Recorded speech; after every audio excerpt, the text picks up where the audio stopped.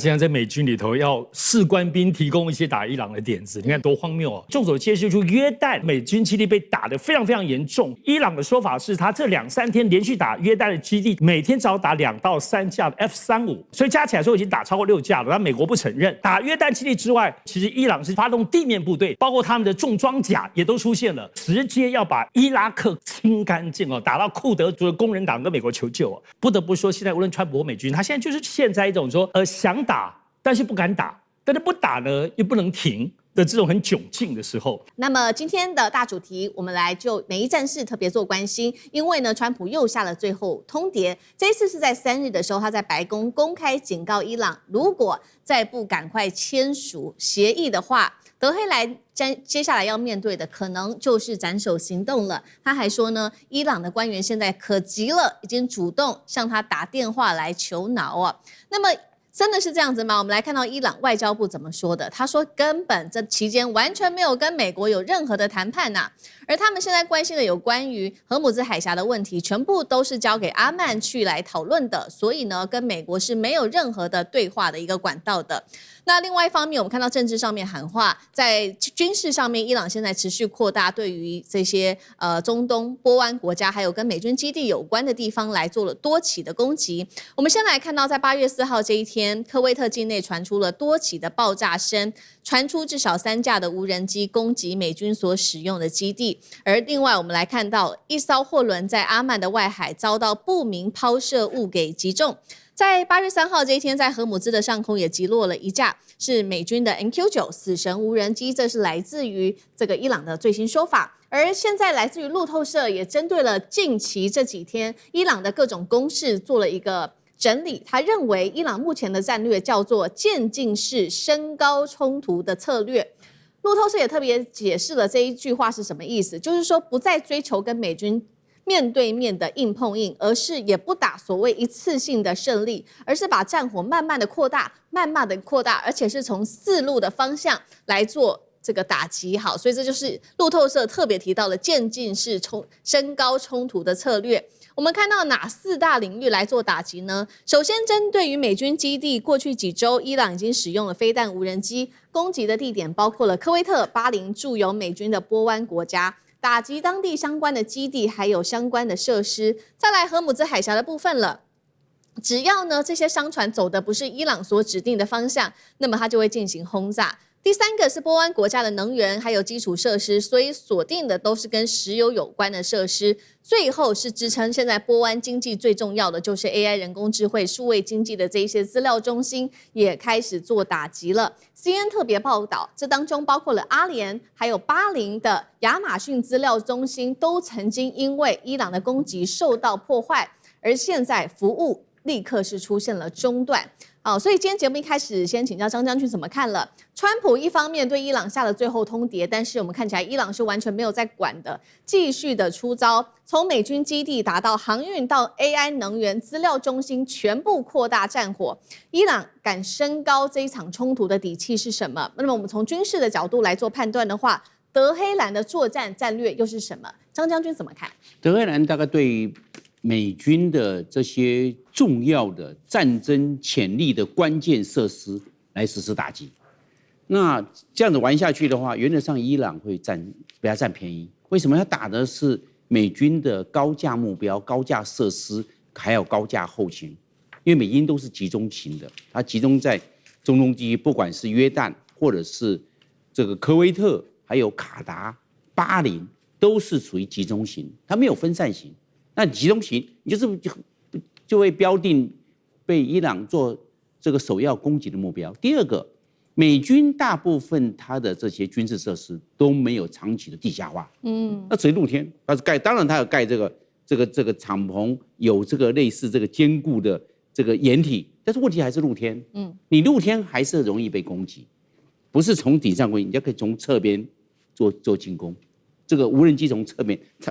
導彈可以從上面，但無人機可以從側面就傳進去了，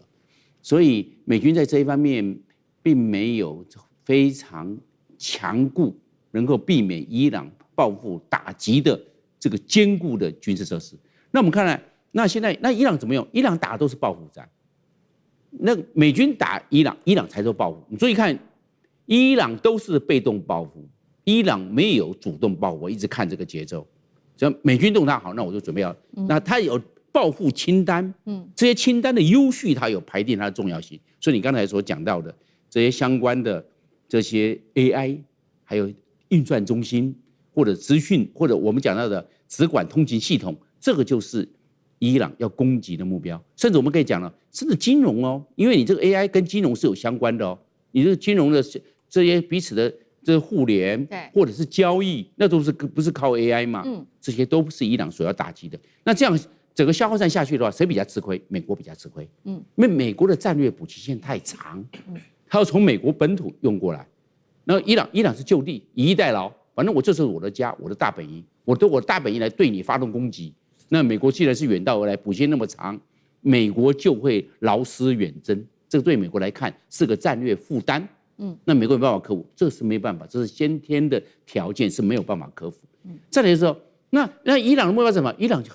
戰略目標就2個，第一個我就是要發展核武，所以到現在為止，美軍這樣子對伊朗的大肆報復，就是要你放棄發展核武。伊朗有答應沒有？這是我戰略目標。第二個，我就是要控制荷姆斯海峽。伊朗就這2個戰略目標。到現在為止，美軍有沒有達成？美軍沒有。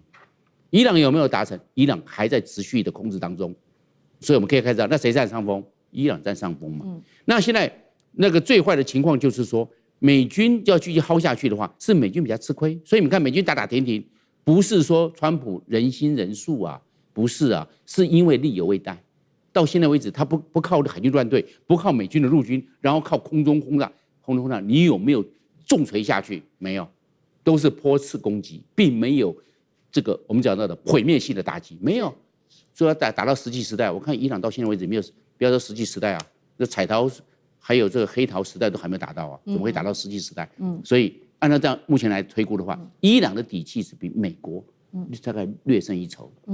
好，那這些波灣國家如果看在眼裡，看到伊朗它的底氣比美國還要更高的話，這些波灣國家現在也要尋求自保了，可能認為說，那美國真的還可以保護他們自己嗎？所以最新我們要來看到的是，美國在中東經營說10年的所謂的安全保護傘，是不是現在開始出現了破滅？而首先的破口就是我們特別關心到約旦這個國家了。美國事實上呢，每年提供約旦大約是20億美元，這當中包括了軍事跟經濟上面的援助。換取的是，約旦的基地可以支援美軍在中東的部署，但是呢，這個利益交換之後，真的有保護到約旦嗎？我們來看到，從7月8號美伊停火安排在破裂之後，伊朗已經向約旦發射了60枚的飛彈跟無人機，而且我們稍微再回顧一下，如果說從戰爭最初的3個月來看，約旦大約遭到伊朗125次的打擊，但是在最近甚至這些打擊的力道甚至比過往還要更加力道更強了。短短不到1個月的時間，我們看到攻擊的數量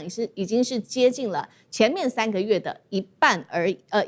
了。那伊朗甚至是不攻擊這些約旦的平民地區主要開始攻擊到了跟美軍相關的這些設施，所以呢，約旦的這些盟友就在想說，未來我們真的還要持續靠美國嗎？這個是川普現在所擔心的，這第一件事情。第二件事情，現在民調對川普真的非常不利啊。我們來看到 CNN 的最新民調，67%的美國人認為川普決定跟伊朗開戰已經傷害了美國，65%的人甚至認為川普的政策已經讓現在的經濟惡化。民眾還抱怨每多付1美元的油錢就看到1名的士兵會因此受傷。所以呢，現在五角大廈想出了一個什麼辦法？好像看目前各種招數，斬首啊、轟炸啊，完全都沒效。所以最新呢，這個五角大廈罕見的向美國的部隊發信來徵求他們詢問說如何對付伊朗，你們有沒有更好的一些策略？但真的是因為無計可施了，所以只好發這樣的信嗎？那首先請教大使怎麼看？路透社形容伊朗的招數叫做漸進式升高衝突的一個打法。這一套打法真的可以為伊朗增加更多的談判的空間嗎？謝大使怎麼看？對，這個漸進式這個升高衝突其實是很精準的一個很精準的一個觀察。因為這場戰爭現在打了4個多月8月228開始嘛那事實上的話，它的節奏看起來就是你這個美軍事實上怎麼講呢？它這個一開始怎麼攻勢很猛。可是呢，一開始以後沒有多久，他的攻勢就往下降。然後再重新啊從心理上，在這個物質上再重新裝備的，再攻一次，哎又下来了，再攻一次又下来了，所以它是波段式的怎麼樣？波段式的越打越弱。其實你現在要看起來的話，第一波最狠，228時候那波最狠，那還用了鑽地彈啊，對不對？然後一波就殺死了什麼？就殺死了48個伊朗的這些領導人。接着這個對德黑蘭也有進行攻擊啊，那第二波就不行了，第三波更不行了，第四波就是說根本沒打出去就已经收回来了，哎，就川普已經變成什麼 Taco 王了，哎，他已經称王了，那不是在華盛頓稱王，是 Taco 界他稱王，所以反過頭來你就看，其實是什麼？是伊朗他對美國的打擊量越來越強，促使美國的怎麼樣？他的打擊力量越來越弱。所以其實這個路透社這篇文章他說，第一個就是川普，他說伊朗最善用是不對稱打擊。不對稱打擊，也就是說，這個你打我的重要的目標，我打你更重要的目標，我都針對你的軍事後勤體系完整的體系去破壞。那沒有說這個炸藥今天炸那個，明天炸這個的一下50波、70波下去，伊朗沒有，對，伊朗很清楚的，他是在不对稱的打擊，而且他打你的什麼？打你的要害之處。第二個就是說，他的這個升級是精算式的升級，他每次在報復對等報復的時候，他都避免進行全面性的怎麼樣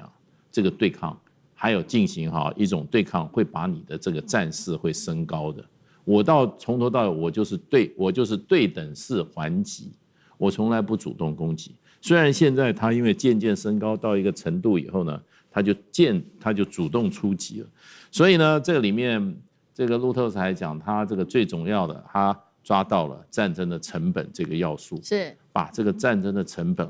很清楚的轉嫁給美國。那個就是荷爾姆斯海峽發生的這個攻橋，本來是伊朗被打的怎麼樣？這個什麼很多基礎設施啊，軍用基礎設施一個個被打掉，那麼甚至有些煉油設施也被打掉。可是呢，這個是伊朗，美國認為伊朗要付出的代價。結果呢，伊朗知道你美國要付出的代價就是油價上升。那要讓油價上升怎麼做呢？就是把荷爾姆斯海峽就進行封鎖，所以它很明確把你這個成本給轉嫁。然後呢，它這個時間呢，也就是說，你每次打我，我的回擊呢，都比上一次還要更狠一點。而且呢，我的打擊呢，也讓你越來越畏懼，因為我把你的這個所謂的你在這個區域裡面美軍整個的情報監察還有指揮系統一個一個給你打下來，所以我每次打你的時候，你就越來越怎麼樣？越來越脆弱，越來越無反手之一地，所以就讓對手怎麼講呢？會產生厭戰，那麼久攻無效，然後呢，對手呢不但沒有這個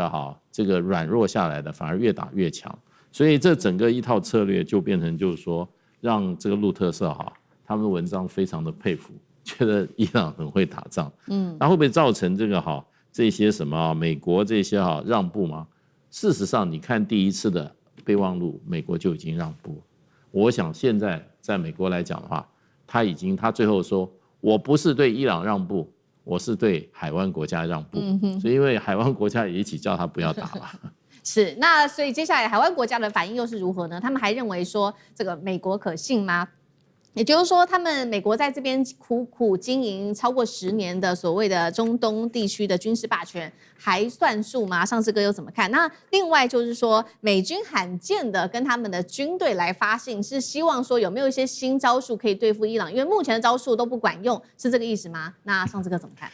對啊，竟然在美軍裡頭要士官兵提供一些打伊朗的點子，你看多荒謬啊！當然背後其實凸顯的意義，其實就是美軍，我們不要講這個川普，美軍大概真的已經打到生無可戀。要知道，其實這次伊朗在攻擊整個波灣地區當中的美軍基地，已經打了大概288次以上哈，那加上今天的話，已經快要逼近300次，就空軍基地已經打了好多輪回。在中東地區，其實主要美軍大機大概40幾個、47個或49個，所以已經打幾輪了哈。所以這個東西其實就是說，很多現在美軍現在也散在這種民居或者躲在飯店裡頭，而且像伊朗也知道他們在躲，也繼續開始在打這些飯店或包括可能是美軍藏匿的所在。所以這個部分其實不得不說，現在無論川普或美軍，他現在就是陷在一種說，就是說想打但是不敢打，但是不打呢又不能停的這種很窘境的時候，當我們看主要還是這一波，我們看第3波從7月29號開始，各位要特別注意哦，前面2波從2月底開始，包括7月初的7月中旬的時候，都是美國先打，然後呢，那麼伊朗還擊。這一次第3波是伊朗主動打，而且主動打之後，美國重新報復。然而我們看到了8月2號，因為每天都打啦，伊朗每天都打，可是8月2號伊朗打的時候，結果美國沒有還擊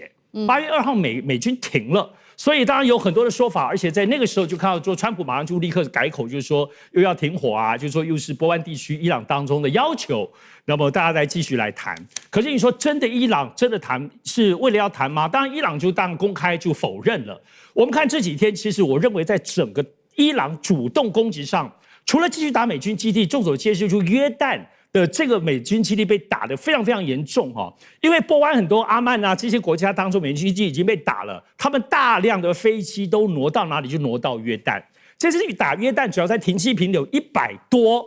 架這個美軍的這個連他們的掩體都不夠用啊，所以呢，據伊朗的說法是，他這2-3天連續打約旦的基地當中，至少打了每天至少打2到3架的 F-35，是摧毀了，所以加起來說已經打超過6架了，但美國不承認。好，你看哦，打約旦基地之外，這2天最重要的伊朗的做法是什麼？他攻擊伊拉克，因為伊拉克在先前當中被攻擊了多次之後呢，美國已經把整個伊拉克佔據，就是在那邊長久已經耕耘了23年的美軍基地，所有的情報部分全部撤掉。那麼在我們錄影的前幾個小時當中，其實伊朗是發動地面部隊，包括他們的重裝甲也都出現了。那麼這直接要把伊拉克清乾淨哦，打到庫德族的激盪所在，庫德族的工人黨跟美國求救哦。所以你可以看到它的部分的靈活性，不只是跟美軍對戰，在整個大架構上當中，我們看到它这部分是伊拉克跟約旦。除此之外，大家千萬不要忘記，我們談美伊戰爭，你不能不說，現在胡塞跟沙特這幾天，也就是從7月底開始，也都在打。到現在還在打，在打的當中，雖然他們是局部在打，可是胡塞跟伊朗一樣，為什麼現在美軍在思考出主意？因為胡塞，你不要覺得他好像是一個什麼野裝部隊，胡塞可是2010幾年就跑到中國、到杭州去學去中心化的布局。伊朗也是，所以現在美國你要打地面戰，你根本不知道打誰，你把德黑蘭炸爛嗎？伊朗也不會倒。所以這種去中心化的戰略體現在伊朗跟現在胡塞跟沙特在打，所以現在兩邊的部分戰爭其實現在在對付的，所以現在軍事戰慢慢的要轉為政治戰，其實從頭到尾都是因為現在美國期中大選已經靠近了，這是第一個。第二個部分是現在包括中東的很多的國家對於美國的訴求，包括荷姆茲海峽都越來越不相信。那麼現在北約雖然一度想要來加入這個戰局，為了荷姆茲，可是被伊朗警告都退縮回去。所以我覺得伊朗整個這種國際政治，包括在美國國內戰事的這個動手，是同時軍事戰略之外同時兼顧到的。今天的美伊戰事3個大主題，3個火線話題，等一下請來賓來特別幫我們做解析。我們先來看到第一個哦，美軍已經狂轟伊朗，達到第9個晚上了，甚至現在還出動了 F-35、F-16戰斧飛彈。但是伊朗另外一方面，我們看到它的大攻勢，這一波攻勢叫做納斯爾2，反擊到已經第20波了，造成更大的一個美軍傷亡。準備現在來自於美國的說法，接下來會迎來更大規模的戰爭嗎？第二件事情來看到伊朗的飛彈已經突破美軍的防線了，美方現在着急的事情是在查說這到底背後有沒有中俄的情資在後面幫助呢？美國現在真正擔心的到底是不是背後的大國所做的支援呢？第三件事情，我們要來看到美軍要封鎖伊朗，控制荷姆茲海峽，但是油輪仍然是看到在荷姆茲被攻擊哦。中東盟友現在怒吼說，我們依靠美國，怎麼讓自己反而成為了戰場的目標了呢？今天就這些議題，我們會特別做深度剖析。這一場中東戰火，我們可以形容已經到達了一個臨界點。美國中央司令部最新證實，美軍第9晚狂狂轟伊朗。從最初當時鎖定的目標是伊朗革命衛隊的基地、防空飛彈系統跟無人機的倉庫等等。觀眾朋友，我們來看到現在它的攻擊範圍是一路的擴大了。最新消息，戰線已經一路到達了沿海的監視系統，甚至是港口周邊，還有各種的軍事設施，並且現在呢，包括了美軍的戰斧巡弋飛彈 F-35-16輪番上陣。伊朗證實了，確實他們現在多個地區，包括了格什姆島等等地區都被打擊哦，並且傳出了爆炸聲，6枚飛彈直接在格什姆島的這個周遭被打擊哦，它的外圍被打擊。更值得注意的事情是，這場戰爭不會只有如此而已。來自於最新消息，《華盛頓郵報》、《紐約時報》引述美國官員的說法，美國現在正在準備迎接更大規模的一場戰爭，而且我們看到軍事行動確實有在跟着進行當中，包括了他接下來已經說了會部署德國的 F-16，英國放在德國的 F-16，還有放在英國的匿蹤F-35戰機都會全部往中東去做運送，並且已經通知以色列了，說接下來美方會增派數十架的空中加油機，讓總數可以恢復到戰爭初期當時的60架。美國中央司令部也證實，現在超過5萬名美軍已經部署在中東地區，他們是準備隨時要待命去展開戰爭的。美國官員也坦誠了，現在最主要的問題是說，這個戰損的問題還是非常的大，而且長程精準的彈藥庫存仍然是快速的消耗當中。而我們現在也要看到的是，美方有新一波的攻勢，当然伊朗的方面也是火力全開。最高領袖穆吉塔巴怒嗆川普的簽名可以說是一文不值，毫無公信力，揚言接下來要讓美國付出慘痛的代價。隨即就對我們來看到革命衛隊展開的這個叫納斯爾2第17到第20波的軍事行動，打擊美軍在約旦的基地。來看現場最新畫面。Oh my God! Get cover! Get down! Close! 伊朗的這一波襲擊的力道非常的大，我們也來看到細節。除了約旦基地之外，還轟炸了包括在科威特、巴林的美軍的基地，美軍陣亡死傷現在累積18人，還有400多人受傷，數字還在持續的上升當中。那麼伊朗出動了包括了海巴爾等等的彈道飛彈，還搭配了見證者無人機。那麼我們來看到5天之內狂轟約旦一共達到了4次，當中美軍的多個基地還有美軍的人員受傷。我們看到包括了第2個轟炸的範圍到了約旦東部是黑鷹直升機的基地，都遭到襲擊。大量的美軍直升機因此而受損，許多的美軍在這個轟炸的期間趕快急奔掩體，但是他們還是有非常多人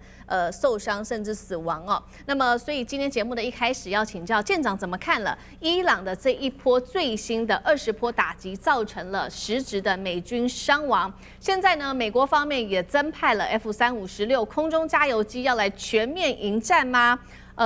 艦長怎麼看？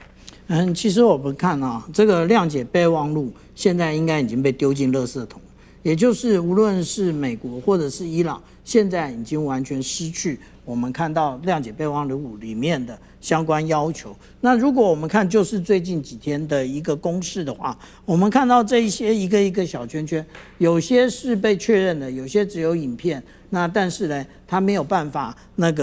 確認實際上的狀況的，那它會用不同顏色區分出來。我們看到之前這邊在一開始的時候是24個，那我們看到說，如果最新公布的是18號的話，那也就是這裡是23個。那如果說我們仔細看它攻擊的到底是哪些目標呢？那也就是我們剛剛看到，無論是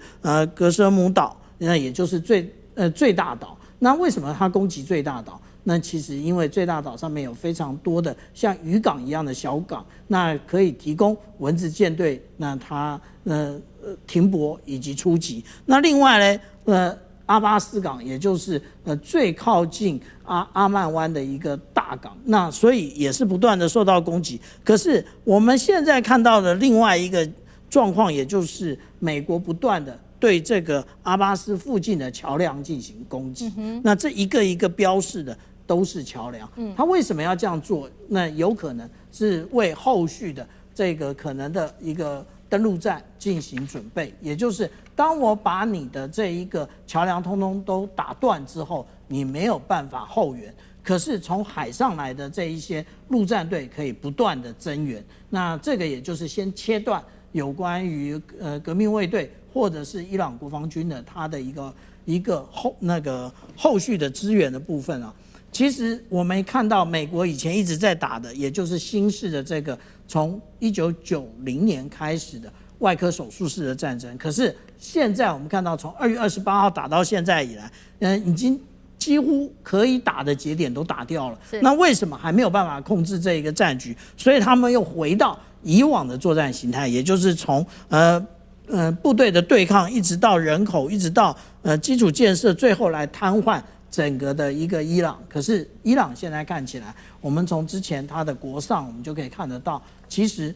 他們的這一個社會的連結是非常強的，也就是一致对外。那美軍的攻擊是不是有效呢？那實際上來看，我們就可以看到說，這一個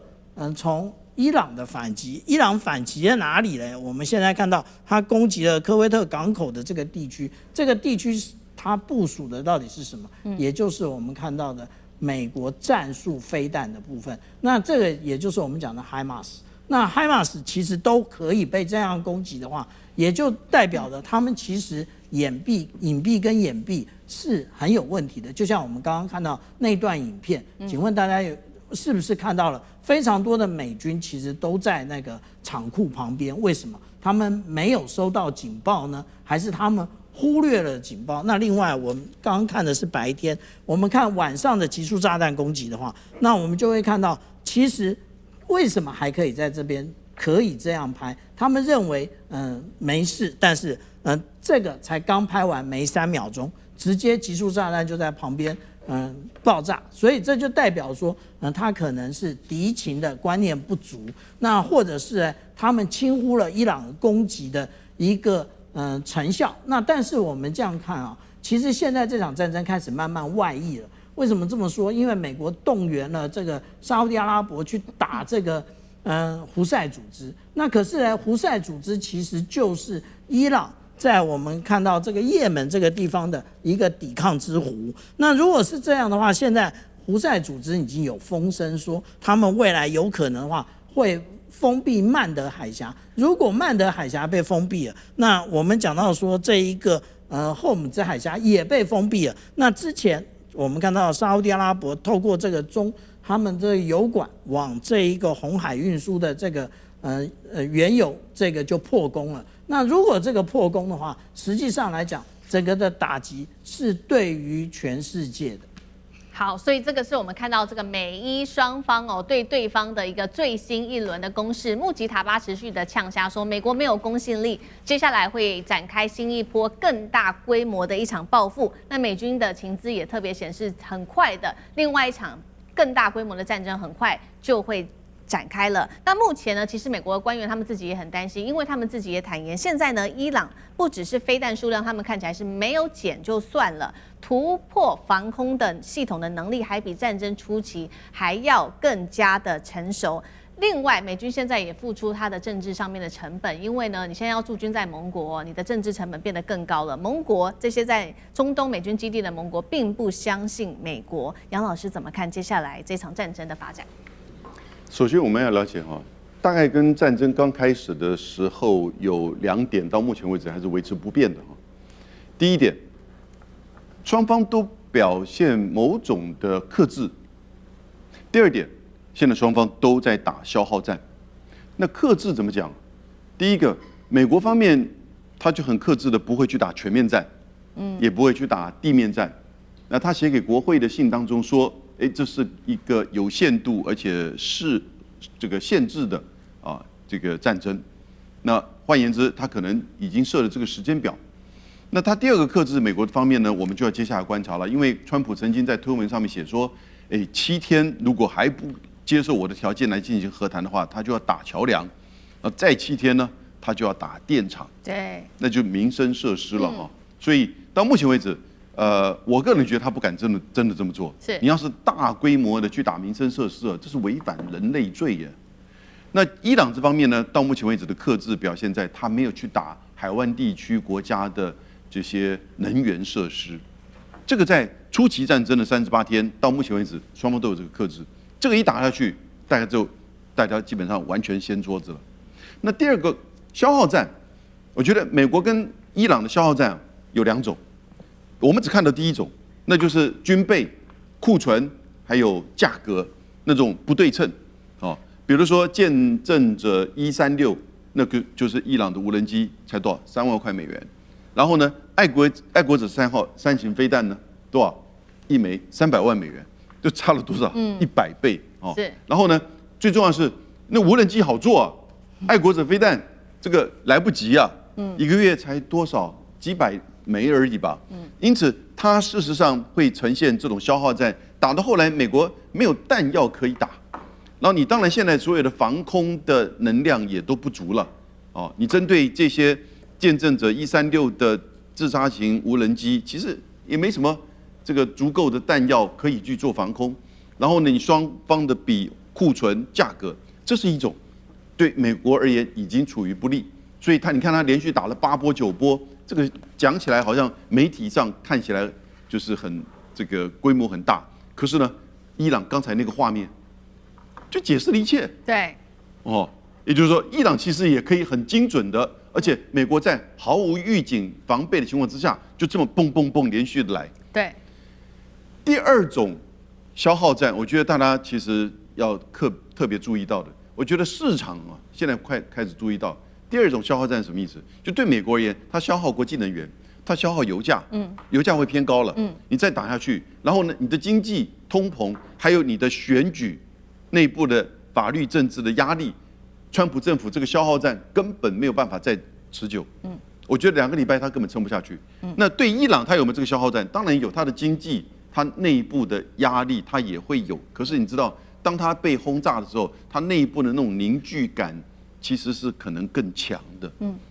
強硬派反而會更佔上風。所以你現在如果只是講2個禮拜。或者是2個月，美國在消耗戰上一定會居於這個下風。但如果說你要在這個2個月以上，我們就難以想象，因為那個時候整個國際情勢、經濟、能源就會完全不一樣。對，好，所以我們看到美國現在目前為止這場消耗戰居於劣勢哦。那剛剛我們也看到這個畫面了嘛，就是美軍基地哦，在約旦的基地被伊朗給狂轟哦。那之所以美軍基地遭到這個打穿之後呢，現在美國內部也開始做檢討，議員他們開始檢討是說，是不是大家沒有查到？伊朗的背後是不是有中國大陸跟俄羅斯在幫忙提供這些可以做攻擊的情報呢？這個是一個問題，等下請教尚志哥。另外一件事情就是有關於荷姆茲海峽了。最近呢，2艘郵輪在荷姆茲海峽又是遭到了攻擊、爆炸、失去動力。當然，現在呢，把矛頭指向了美軍哦，聲稱這些郵輪，這是伊朗的說法，聲稱這些郵輪是在美軍的鼓勵下才去使用這條航道的。看起來，這個伊朗就是表明說，這個荷姆茲海峽還是由伊朗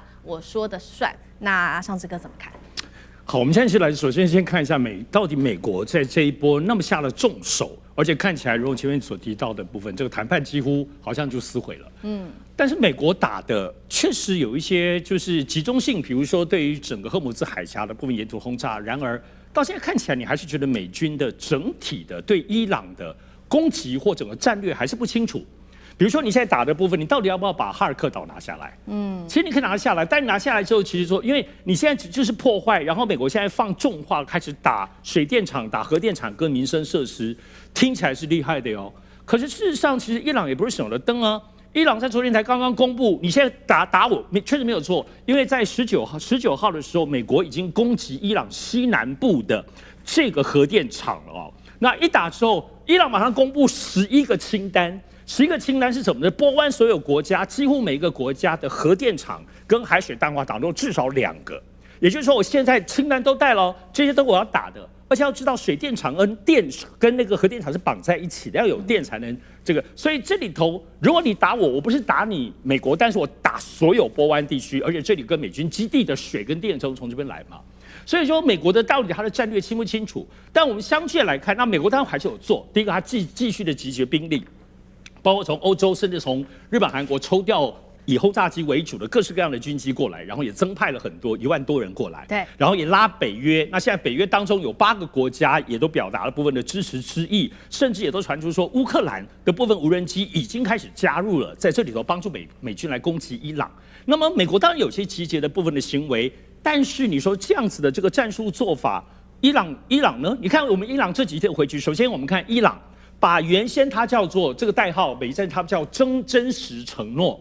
都是回擊嘛，因為你攻擊我才回擊，你叫真實承諾。可是7月份，伊朗已經正式把名稱改叫做勝利行動。這幾波當中，勝利行動1、勝利行動2，所以這裡頭它是反侵略，它已經是有攻擊性，甚至要毀滅性了。就是說，對美國美軍基地，我們來看伊朗怎麼打。他來打美軍基地是很清楚的，首先先打你重要的雷達，雷達打之後打你的，接下來打你的機庫。要知道那麼多美國厲害的飛機在空中，現在伊朗沒有能力空戰去打這些來轟炸的這些上百架飛機。可是你飛機要下來，你飛機要都停在美軍基地，你只要停在地面上，你再貴的飛機停在地面上打的就是廢鐵。所以伊朗很清楚，然後伊朗還打什麼美軍的宿舍。对，很好，然後還不止，還打什麼伊朗一些高級軍官住的大飯店、5星級飯店，所以這種針對性，你看伊朗真的是被美國打得越打越頭腦越清楚。其實我剛剛講這一波的反擊，這一波的下重手，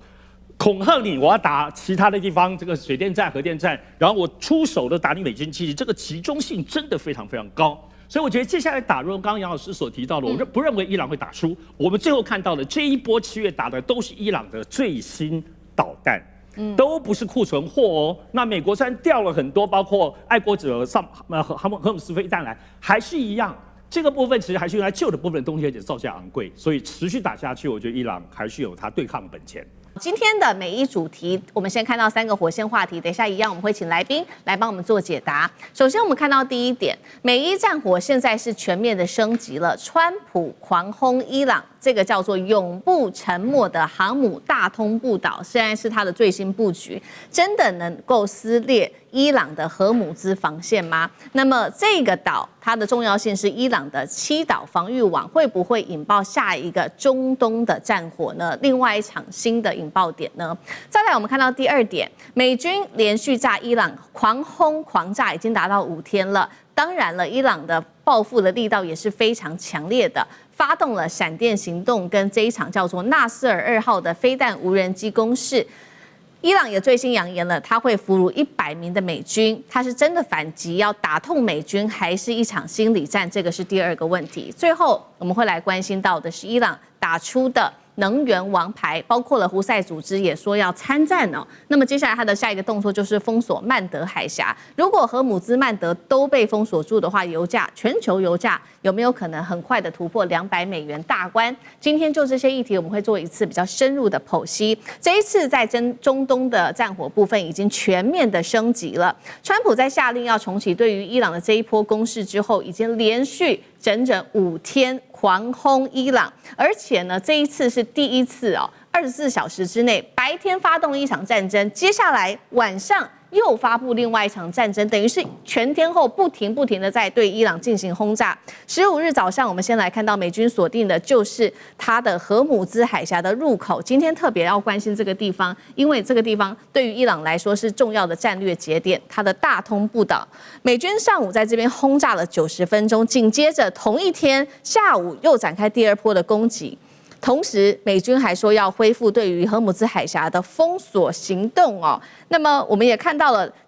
美軍的部分還對無視警告的油輪發動了地獄火的飛彈攻擊，要切斷所有伊朗最重要的石油生命線。今天我們要來探討的主題就是：美軍真的只是炸一座島嗎？因為大通布島到底有多重要？幫觀眾朋友稍微科普一下，它是伊朗7島防線的核心，所以顧名思義，其實就是由7島所組成的。這當中包括了大通布、小通布，還有其他的島，那麼形成在伊朗的一個拱形的防線哦。這一波攻勢造成了我們看到伊朗的7名軍人喪生，還有13枚飛彈直接射向了伊朗的東南部，在這邊的軍事基地。伊朗形容這個大通布島的7島就像是永不沉沒的航母。現在美軍直接鎖定這個地方，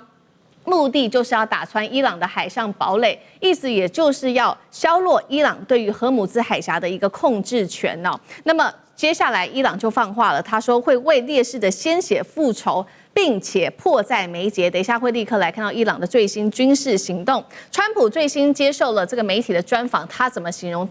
伊朗？他說伊朗像偉大的拳擊手，你以為你已經把他打敗了，結果他立刻反手給你一記重拳。我們要趕快來看到伊朗的重拳有哪幾招。第一拳跟第二拳包括了第一個閃電行動，伊朗透過自殺無人機發射來猛烈的攻擊當地的這個約旦這邊的基地。第二拳就是它的第8波攻勢，飛彈加無人機攻擊多地的美軍基地。那第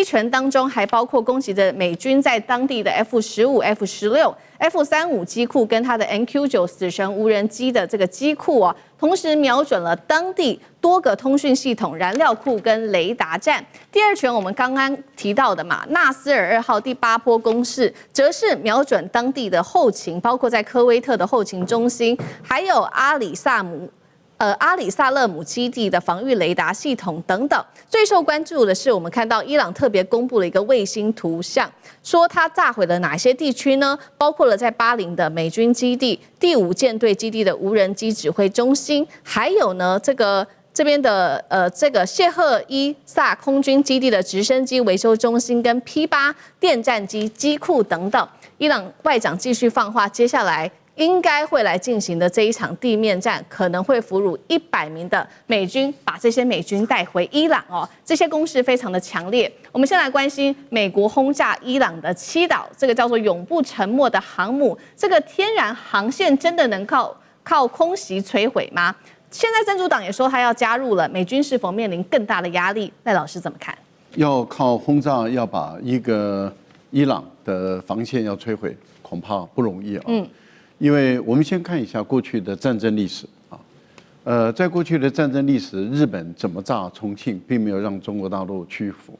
納粹啊一直炸倫敦，也沒有讓倫敦啊英國屈服。同樣的，美國的盟軍一直炸柏林，也沒有辦法讓柏林屈服。二次大戰之後啊，就有一個案例啊，有一個國家，它因為被轟炸，沒有出動地面部隊，而最後屈服的。那個案例就是塞爾維亞。塞爾維亞就是過去的南斯拉夫，但是美國炸它炸了78天，投下2.2萬噸的炸藥，也就是23000多枚的炸彈，不斷的投下去，然後炸了78天以後，它才屈服。如果我們要講說二次大戰期間裡面有沒有哪一個炸彈讓日本馬上屈服的，那就是2枚的核彈啊。過去炸了東京或者日本的一些地方也沒有讓日本屈服，但是2枚核彈讓日本人嚇破膽了，屈服了。二戰以後我們強調的就是南斯拉夫也是炸了78天，2萬多噸的炸彈才讓它屈服。那你想，川普炸了5天啊，這個島嶼就要讓伊朗屈服，恐怕也不容易。在2月28號開始，美國就已經一直在炸伊朗的所有的軍事要塞、所有的軍事設施，炸了1個多月，啊，也用掉了上千枚啊的一個高精度的導彈，也沒有讓伊朗屈服。所以這樣的一波的炸彈啊，就是說啊，伊朗的這個永不沉沒的航空母艦的島嶼就要屈服了。我想這不容易。為什麼？因為你最終還是要出動你的地面部隊，也就是說，如果你不出動你的地面部隊，你只專門靠這樣的一個轟炸，那你不去佔領它，你不把它當成你的要塞，當成你的一個前沿基地的話，那伊朗為什麼會屈服？你炸了以後，我繼續炸你，你炸我就炸你，你炸我就炸你，你只要沒有控制這個地方，這個地方就還在我手中。所以我個人認為，美國沒有辦法靠不斷的轟炸中就屈服伊朗的抵抗意志。可是問題就在於美國敢不敢出動地面部隊？我覺得這個是考驗的川普的一個決心。川普講說要出動地面部隊已經講得很久了，從把機將部隊派過去，把這個特種傘兵部隊派過去，再把這個遠征軍都派過去，就海軍陸戰隊，也就是不管是從空中投下去的，從海上登陸的等等各種例行的這種2棲的部隊作戰都已經部署到這個地方來了。部署了多久了？快半年了，也沒有辦法投下去，就是因為風險太高，不可靠的因素太多。川普他自己也沒有把握，說他的地面部隊投下去以後沒有傷亡，或是極低的傷亡很少。連他去挽救他所謂的人質，後來認為說他可能是要去摧毀這個伊朗的這個被轟炸的核設施，然後要去確認以後把他的核原料拿走的那樣的一個特種部隊的，尤其是綠扁帽部隊跟三角洲部隊組合的這種特種部隊投下去，最後的結果怎麼樣？最後的結果還是落荒而逃嘛，所以我們可以從這個角度來看的話，美國要出動地面部隊要佔領這個地區，我想這個風險太高了。我個人認為，川普到目前為止還沒有真正敢下決心說我就做了。所以也不會因為這樣子，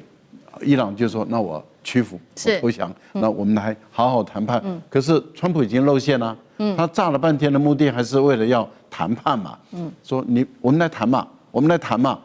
那這個怎麼可能？我覺得川普已經把他底牌泄露出來了，也就是他做的目前的動作，最終就一個目的，就是我要談判。好，那同樣一個問題也特別請教酈將軍怎麼看？因為川普也說了，這個伊朗是偉大的拳擊手。那我們看到伊朗是立刻發動了各種的攻勢，不管是他的第8波攻勢，或者是他的閃電行動，真的打痛美軍了嗎？那伊朗真的如他所言，他敢綁架100名的美軍嗎？那酈將軍又怎麼看？這7個島就是在荷姆斯海峽北邊最大一個島哥斯姆島，那旁邊還有7個小島，包括到我們知道拉拉克島、大不通、小不通這些島，這幾個島原來在這個3月份美伊戰爭的時候，美國地面作戰就揚言要奪下這幾個島。那從美國當初地面作戰要奪取這幾個島，你就知道這幾個島對控制荷姆斯海峽有多重要。但是為什麼當時以美軍強大的戰力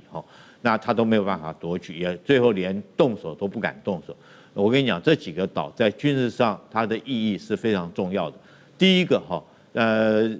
它這幾個島等於是伊朗南邊這個大陸的一個前沿陣地。你要對伊朗的本土發動攻擊的話，首先你要打這幾個島。如果說你沒有拿下這幾個島，你貿然就進攻伊朗的本土，這幾個島就變成反射擊陣地，它可以對你登陸的部隊反過來打你屁股所以你就必須要先拿下這幾個島。可是你要先拿下這幾個島，你又會遭受到伊朗本土部隊的這種掩護攻擊所以你要拿這幾個島是非常難的。这種道理就像是我們台灣現在來講的話，有一些這個外離島，它的跟本土之間作戰的地位是類似是像這個樣子。但是關鍵是這7個島又連在一起，你不能只拿一個島，你必須要同時拿下7個島。你光打一個島沒有用，你打一個島，其他6個島會同時對你發動反擊，互相掩護。所以美軍當時我覺得他就在軍事上面、戰術上面，他沒有那能力同時對7個島發動攻擊。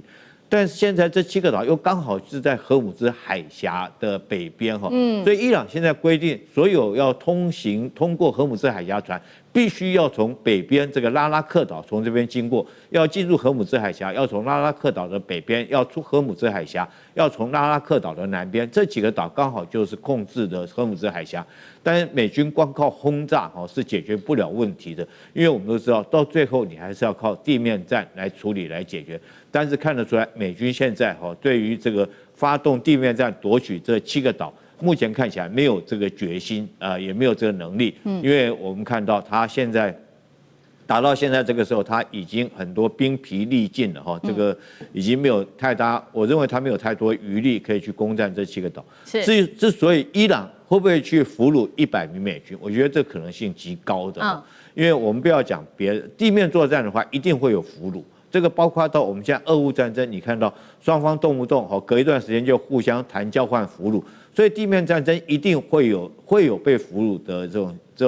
這個可能性是非常高的。那如果說伊朗這個對美軍主動發動地面的突襲來講的話，它可以利用伊拉克的民兵組織這個利用或者是說美軍敢這個貿然的發動地面作戰來講的話，我覺得美軍被俘虜機會是很大，因為歷來所有地面戰爭來講的話，幾乎是俘虜是被敵我雙方互相俘虜，幾乎是避免不了。但是問題是，美國以這個國家來講的話，他是絕對經不起這個有美軍被俘虜。如果有美軍被俘虜，大概國內反戰的聲浪就會一波就非常的洶湧。對川普來講的話，他應該是招架不住的。好，那我們看到，眼看這一場戰事逐漸的擴大，甚至已經要到失控了。現在另外一個組織說要加入參戰了，它就是也門的胡塞組織。我們要看到他最新放話，他說，如果呢接下來局勢如現在所發展的繼續再往上升高的話呢，他不排除接下來會來封鎖的是曼德海峽了。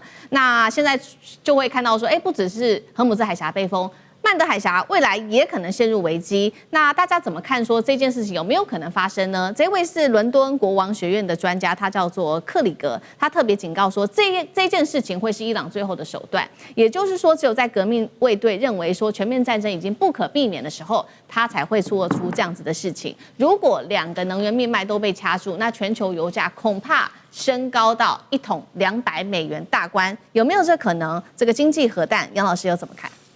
我覺得稍微有一點危言聳聽了哈。因為歷史上油價最高的時候是2008年7月，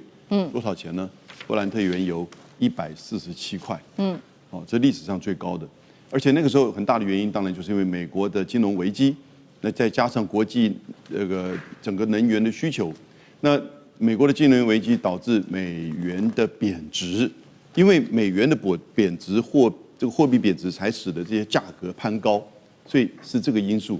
那會不會因為這一次，你說荷姆茲加上曼德海峽，你必須要了解，胡塞組織對於曼德海峽的封鎖，如果他真的這麼做的話，和伊朗對於荷姆茲海峽的封鎖是不可以劃等號的，因為它在整個地緣、地理，然後呢，整個飛彈以及無人機，還有就是海岸的控制，跟在曼德海峽是不一樣的。曼德海峽之前曾經發生過類似這樣子的紅海的攻擊，所以各國其實都有去做一些排除，因此它會讓油價攀高。我們先來看一下哈，油價在2月27號的時候是72塊美元，我們講的都是布蘭特原油。發生戰爭之後呢，在4月中到6月中2次最高到120塊，這已經是非常高了。然後呢，大概在這段期間到6月中以前呢，大概都是在90塊到95塊之間，其實已經是相對高的。你看72塊到90塊，可是當6月17號他們說要進行和談的時候呢，就一下掉，在這3個禮拜掉到了71塊，那就回到了戰前一樣。戰前一樣。當然這有點預期心理。那現在是多少呢？現在從7月10號到目前為止呢，大概是維持在84塊、85塊。昨天是84.95。今天到目前為止收盤是84.88，所以維持平的。可是還是繼續的轟炸啊。對，某種程度哈，因為大家剛才賴老師講了，知道川普根本撐不了多久嘛。你就是說7天我要炸你橋樑，然後我就希望你回到談判，所以戰爭不會擴大。然後他給國會的信函裡面說啊，我不會打地面戰，我會是有限度的，我會是一個合適的、適度的攻擊。所以換言之，其實這個油價跟這個股價慢慢的跟川普在那邊一天到晚叫囂打，真打，但是呢，已經有一點脫鈎了。但當然還是這個價高了哈，被疊高了。可是呢，並沒有說往上攀。如果說兩個海峽都被封鎖哈，它立即會往上走，120都有可能。那曾經來過，但是再往這個上走的時候，我覺得需求會降低，因為這會造成整個需求這個無法負擔，然後呢，戰備儲油會出來。那最重要的是，這個時候別的國家不會在旁邊袖手旁觀了，歐盟、俄羅斯甚至中國都會出來說，這個事情不能再這樣惡化下去。你美國要有所節制，你伊朗要有所這個就是回應。對，不能再這樣下去，他們兩個國家自己也受不了。所以我覺得現在不過這裡最後一點就是說，打消耗戰，美國以為在跟伊朗打消耗戰，但這個消耗戰不要認為只是打彈藥庫存消耗戰，光是這一點，其實美國已經輸了。現在你再輸有什麼意義？對。但是消耗戰另外一個意義就是我們今天一直在講的，油、通膨、經濟，還有你的選舉會消耗你的，所以那伊朗都沒有這些問題啊。那當然，伊朗的經濟會更加的受創，所以我是覺得，為什麼川普自己設定了7天、14天？那他就知道這個消耗戰其實它有它的天花板存在的。